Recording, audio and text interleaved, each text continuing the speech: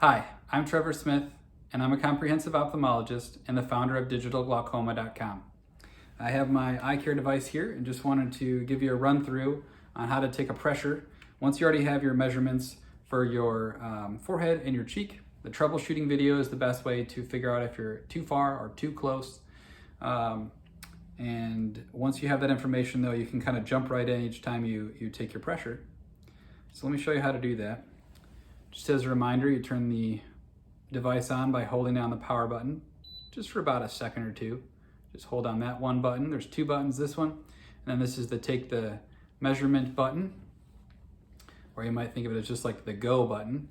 And then now we have to load a probe to be able to take our pressure. So you take one of the included probes, tonometer tips, that's another kind of name for it, and we pop that out kind of through by pushing this through the paper.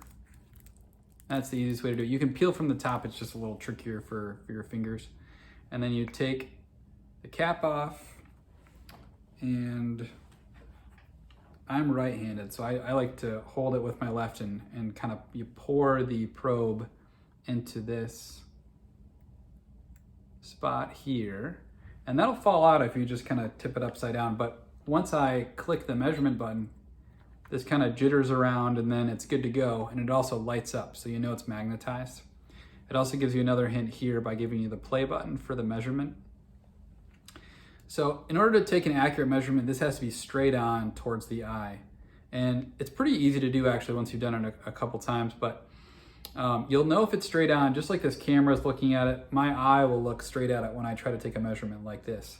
So we'll use the camera, but if I turn it to the side a little bit, you can see that part of the circle starts to disappear there. If I do it the other way, that's the same. So that's how you know you're off. You want it to be nice and even, green circle all the way around. Actually, if you tip it too far forward, it'll turn red. Same for backward. So up and down this way is a little easier. Side to side, you have to line it up with the circle. And then I'm gonna put the wrist strap on here just in case I were to lose control of the device somehow. It's possible. And I like to hold it not so much like this, that can be a tendency for people, but to hold it like this. And you're actually kind of covering up a lot of the menu, but it's nice and secure, and it's good for having a firm pressure towards your face when you're pushing it on there. And then I have to make sure that I've dialed in the right distances. So if you've already predetermined that, you actually write it on the card inside the device for safekeeping. Right there at the bottom is where you can write that information. It just makes it quicker because you do have to switch between eyes and kind of adjust the distance. We're all a little bit asymmetric in our faces. So I'm about an 8.5 on the right and 8 on the left. And then we're talking about millimeters here. So if you push really hard on your face one time and then you kind of just barely push down another time, that requires a little adjustment. So try to do it the same firmness each time. You don't really have to push hard, just keep it consistent. So I'm gonna do about 8, light's still on. And then I cover the other eye because otherwise you kind of get cross-eyed. You can't really see that far over, so your other eye's gonna turn in really hard. So I just cover it and it's more comfortable. And then I have to open my eye really wide, get my eyelashes out of the way. And then I push this button down and I hold it. And one beep means we're good. That was perfect, done, okay? And then what I would probably do is just go over here, but you can see my eye turns in really fast and I look kind of crazy. That's why I like to cover the eye. I can feel my eyes cross. So if I cover this, it's just way more comfortable. And then I'm gonna reset it again. And I'm gonna line that up here. And let's see if it works, but I didn't adjust it in between. So you know what? I'm not gonna do that. I'm just gonna dial it in. I just have to do a little closer here on this side. Good.